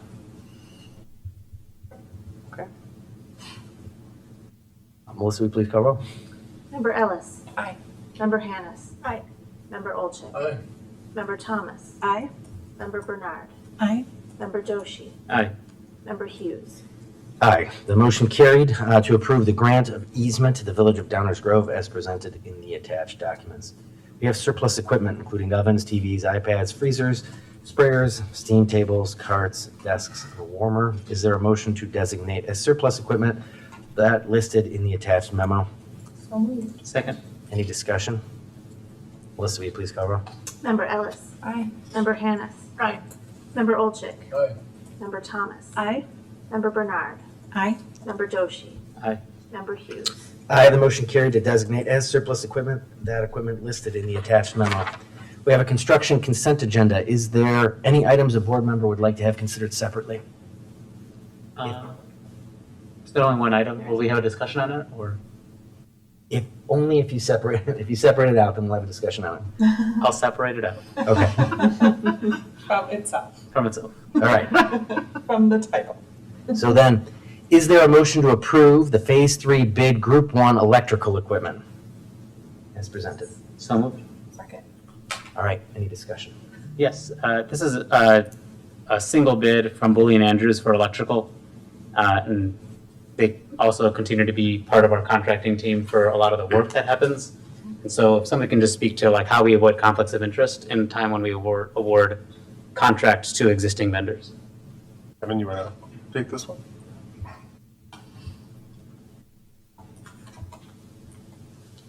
So as part of these open bids, Bully and Andrews, as our construction managers, has to request the ability to bid on any subcontracts. So they do that in advance. So they informed Dr. Russell and I that they are interested in bidding in this particular group. Then on public bid day, in this case, in the packet, we received 4 bids. They were very tight. Bully and Andrews was the low of those 4 bids. So it's still a public bid. Sealed envelopes, open of the day, public bid opening for people in person or virtual option. And so that's kind of how the bid process goes for those. Do they get any additional information about this relative to other vendors that are also trying to bid because of their relationship with the district right now? So no, in this case, it's just equipment, right? So they're bidding on a set scope of documents from White and Company. So what they have available to their knowledge is the same as another bidder off the street. they're typically working with another subcontractor when they're submitting this number, right? Boley and Andrews is not an electrical contractor in their own right, so they're working with a partner in their submission for that. And there have been times in the past where Bully has submitted bids and they are not the lowest bidder. That's and correct, yeah. We don't go with them then. Yep. So again, with the arrangement that we have with Bully and Andrews, all this has to go through the public bidding process. And then, we are required to take the lowest responsive bid. In this case, it happened to be Bully and Andrews, but there have been times where it's not them as well. Thank you. Appreciate it. Any other questions or comments? It's a great question. All right, then Melissa, will you please call roll? Was there a second to that motion? I think so. I thought it was Melissa. Was it you? I think I did, Okay. for sure. All right. About separating. Member Doshi. Aye. Member Ellis. Aye. Member Hannis. Aye. Member Olchik. Aye. Member Thomas. Aye. Member Bernard. Aye. Member Hughes. Aye, the motion carried to approve the bid for Phase 3, Group 1 electrical equipment. Couple of announcements. The next regular board meeting will be here, July 14th at 7 p.m., right here at the Downers Grove Civic Center. The board will now go to meet in closed session. Is there a motion to move to closed session to discuss the appointment, employment, compensation, discipline, performance, or dismissal of specific employees of the district? That's 5 ILCS 122C1. And litigation, when the public body finds that an action is probable or imminent. In which case, the basis of the findings shall be recorded and entered into the minutes of the closed minutes of 5 ILCS 122C11, and the discussion of minutes of meetings lawfully closed under the Open Meetings Act, whether for the purposes of the approval of the body of the minutes or the semi-annual review of the minutes is mandated by Section 2.06. That's 5 ILCS 122C21. So moved. Second. All right, any discussion on that? All right, Melissa, will you please call roll? Member Ellis. Aye. Member Hannis. Aye. Member Olchik. Aye. Member Thomas. Aye. Member Bernard. Aye. Member Doshi. Aye. Member Hughes. Aye, the motion carried. The board will now move into closed session after a short recess. Let's try to be in there by 9:10.